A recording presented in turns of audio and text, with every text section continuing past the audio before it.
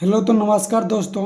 फिर से स्वागत है आपका इस चैनल में। आज हम बात करेंगे कि क्लास 10th का जो एक्सरसाइज है 1.3 आज हम सिद्ध करेंगे कि ये यहाँ से बिहार में लगभग क्वेश्चन हर साल पूछा जाता है। आप लोग जरूर उल्टा है देखिए।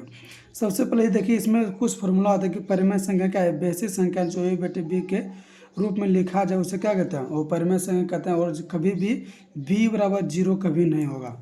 अगर b बराबर जीरो कभी हो तो जीरो हो जाएगा, वो परिमेय संख्या नहीं होगा। अब देखिए, वो परिमेय संख्या का बेसिक संख्या जो a बटे बी के रूप में नहीं लिखा जाए, या दूसरे शब्द में क्या कहते हैं, जिसका पूरा पूरी वर्गमूल नहीं निकले उसे क्या कहते हैं, वो परिमेय संख्या कहते हैं। ये आप लोग जानते हैं। जिससे इसका एग्जांपल √3, √2, √5, √7, √11, ये सब क्या है, ये सब परिमेय संख्या है। और क्वेश्चन में दिया ये एनसीईआरटी का क्वेश्चन है। किसका, ये एनसीईआरटी का क्वेश्चन है कि सिद्ध करे कि √3 को परिमेय संख्या है। जैसे भी सिद्ध करने के लिए कह दे, आप उल्टा मान लीजिएगा। लिखेंगे कि हल, क्या लिखेंगे, हल, या सोल्यूशन में माना कि लिखेंगे, माना कि √3 एक क्या है, जैसे वो परिमेय है तो परिमेय मान लेंगे। क्या लेंगे, अभी गलत मानेंगे, परिमेय संख्या है। क्या है, परिमेय संख्या है। कोई दिक्कत क्या है, परिमेय संख्या, ये हम मान लिए। कोई दिक्कत। अब देखिए, परिमेय संख्या लिखे कैसे जाता है, परिमेय संख्या लिखा जाता है ए बटे बी के रूप में लिखा जाता है। तो यहाँ देखिए लिखेंगे, चूंकि तो √3 क्या है, √3 बराबर क्या लिखेंगे, ए बटे बी।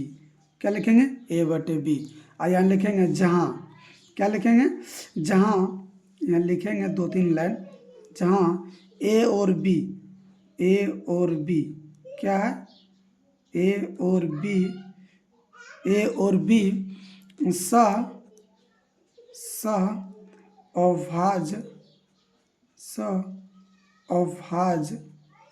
अभाज्य गुणनखंड है। क्या है, अभाज्य गुणनखंड है। अभाज्य गुणनखंड क्या है, जिसका अभाज्य संख्या एक हो उसे क्या कहते हैं, अभाज्य।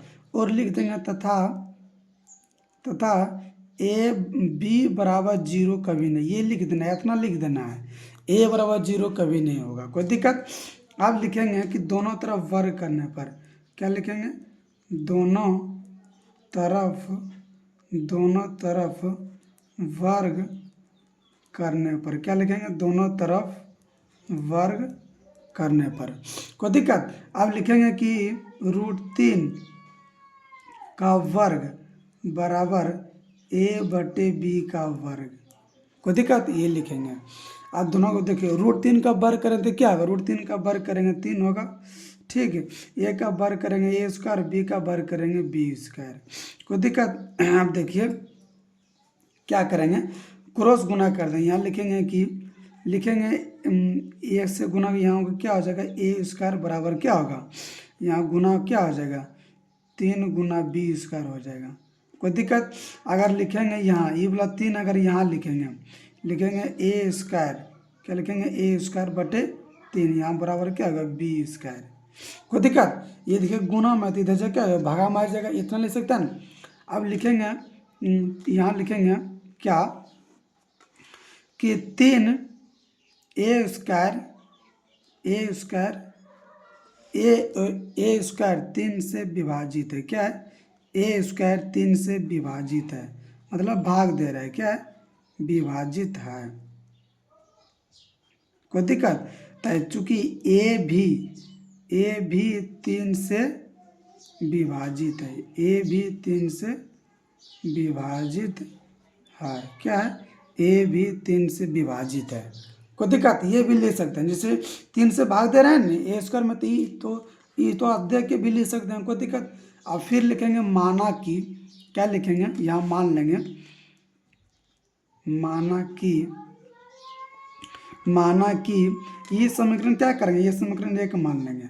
कोई दिक्कत। ये समीकरण क्या करेंगे, एक मान लेंगे।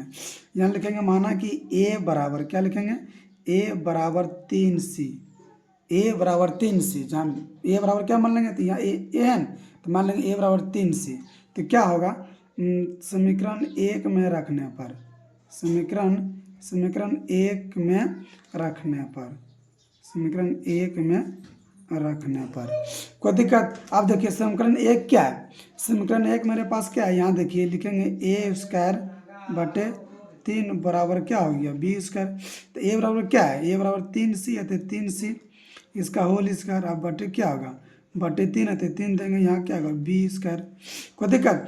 अब लिखेंगे यहाँ की 3 का वर्ग करें 9 होगा, सी का वर्ग करेंगे सी स्क्वायर, अब बटे 3 यहाँ क्या होगा बी स्क्वायर। कोई दिक्कत? यहाँ देखिए ये 3 से 3 कट रहा है, कट रहा है 3 से 3 कट रहा है, तो यहाँ क्या होगा, यहाँ लिखेंगे 3c स्क्वायर, क्या लिखेंगे 3c स्क्वायर बराबर क्या हो गया बी स्क्वायर। कोई दिक्कत? तो यहाँ लिखेंगे सी स्क्वायर बराबर, तो बी स्क्वायर बटे क्या हो गया 3, क्या हो गया बी स्क्वायर बटे 3। तो यहाँ भी लिखेंगे, चूँकि यहाँ इसी तरह लिख देंगे कि बी स्क्वायर 3 से विभाजित है, बी स्क्वायर 3 से विभाजित है और बी भी 3 से विभाजित है। कोई दिक्कत? तो यहाँ लिख देंगे बी स्क्वायर 3 से विभाजित है, क्या है विभाजित है। कोई दिक्कत? और चूँकि बी भी 3 से विभाजित है, क्या है विभाजित है। अब देखिए ये सिद्ध हो गया। अब देखिए हम माने क्या थे, या माने कि स्वभाज गुणनखंड है। तो स्वभाज गुणनखंड क्या, जिसका मतलब HCF, जिसका HCF क्या होगा 1 होना चाहिए। कोई दिक्कत?